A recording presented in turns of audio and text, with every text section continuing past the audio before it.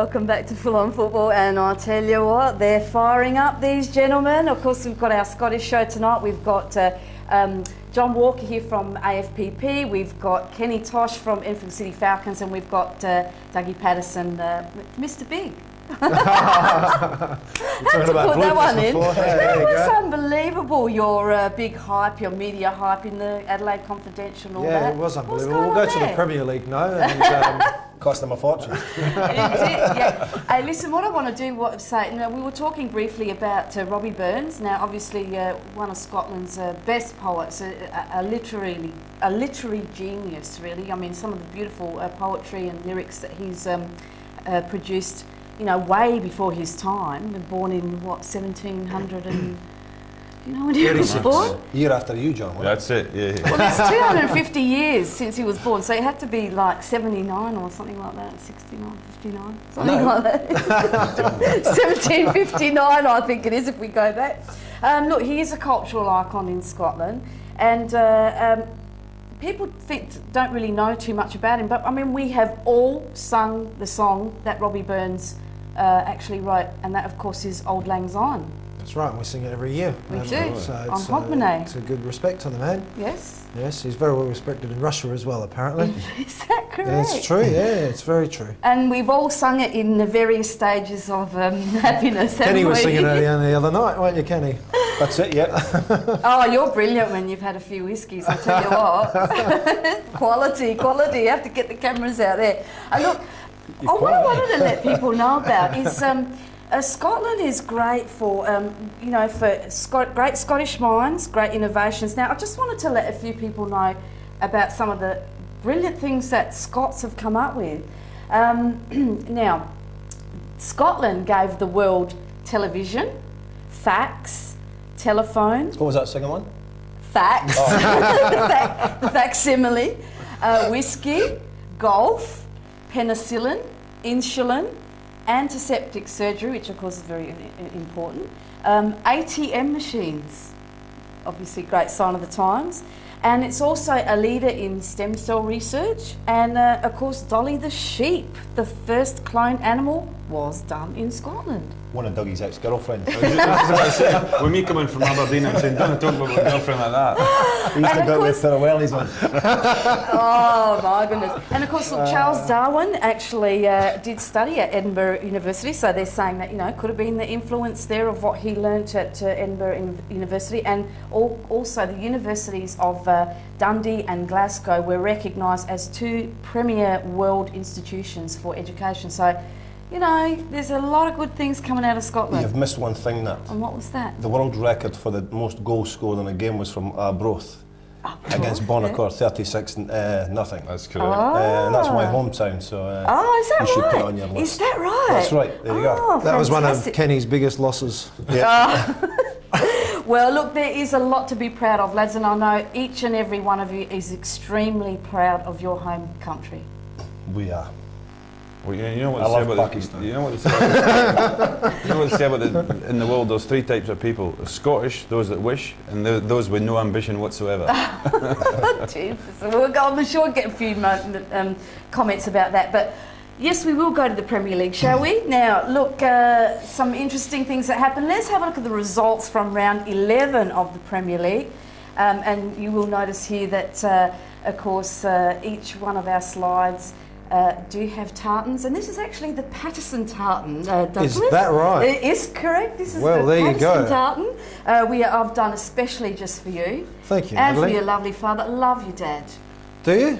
I love your father. He always comes. Can you understand him? Yes, I do. He likes a chat. Yeah, he loves a chat. Look, we met once in the shopping centre, and an hour later, your mum came looking for him and found him with me. Yeah, she actually came looking for him. Oh, he's done well. She did come looking for him. I love him. He's fantastic, a lovely chap. Now, let's have a look at the results. Of course, some very interesting results. Adelaide Cobras doing very, very well for themselves, Dougie, defeating Pirates 4-2, with Jackson getting a hat-trick and Oliver Tatani scoring there as well, and Adcock and Coley scoring for Pirates.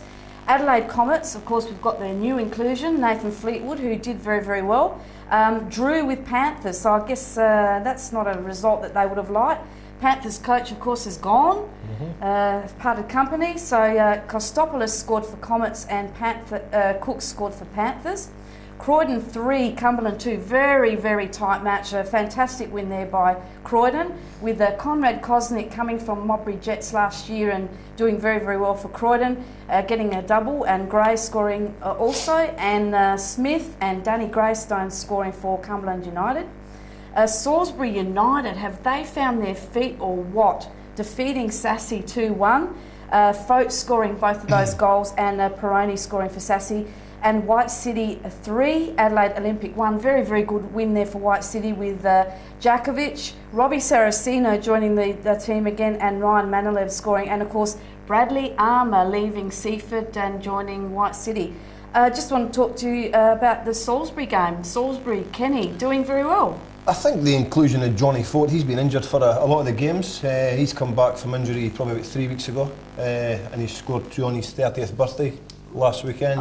Lovely. Happy birthday. So I think he's been a big thing for them. They've picked up, I think the last 3 games they've picked up points. They have. So they're trying to sneak back up the league.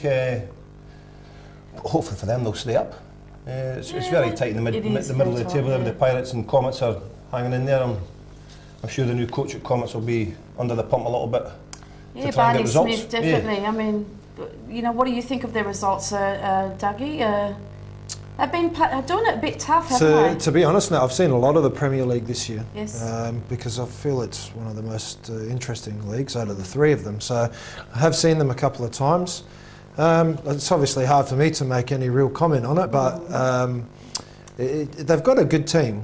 They've got a good team, and I don't think the results are reflecting where they're at. I think they're lacking a little bit of direction. I think they're lacking a little bit of heart, actually. And this will be an interesting time when you've got Salisbury United, who effectively come from a British background, who are willing to dig themselves out of a hole. You've got Sassy, who are a decent team, a decent bunch of lads. And you've got Port Pirates. I can see this league splitting in probably the next couple of weeks into the top half and bottom half quite evidently. One thing I'd touch on is the White City deduction of 3 points, and I don't know if I'm out of place in saying it, but I definitely think that for them to be deducted 3 points for the incident that occurred is pretty harsh. Myself. And I think that's that's something that, you know, it's been discussed at the games I've been at, and you know, for an incident like that happens week in, week out in other games, to be deducted 3 championship points, I think it's a joke. It is. We actually spoke about that a few weeks ago. We did have a representative from White City on, and it is it's a decision that I can't understand why it was made. Of course, okay, I'm not qualified to make that.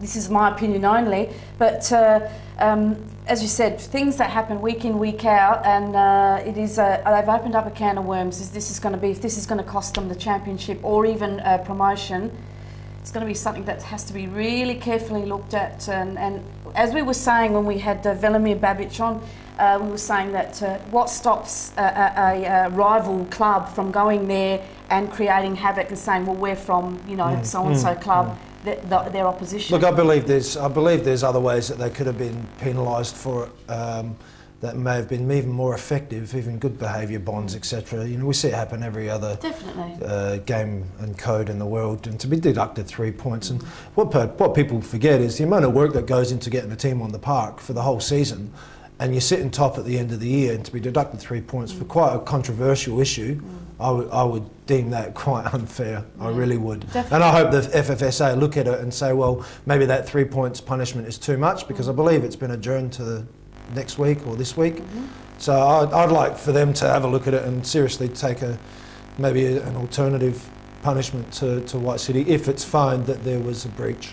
And we spoke about that. I mean, by all means, fine the club, as you said, put them on a good behaviour bond, but to penalise the players and the coach for something that a spectator, so-called or allegedly, did is not good stuff, not good form. It's a funny situation we're in the over the past 2 or 3 years, though, because what's happened with linesmen and lines people or assistant referees, you're having kids who they look like they're nearly 13, 14 years old.